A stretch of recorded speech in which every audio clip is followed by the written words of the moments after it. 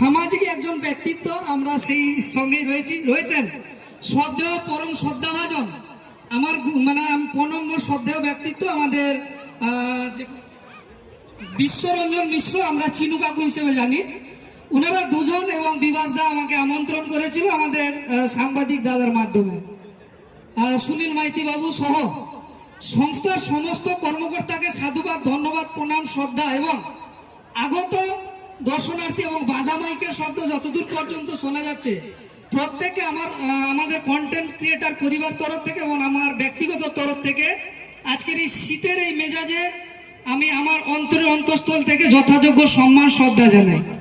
দু এক কথা বলবো, সুবক্তা নই, দু এক কথা বলবো, যদি ভুল হয়ে থাকে ক্ষমা সুন্দর দৃষ্টিতে দেখবেন, ঘরের ছেলে ভেবে।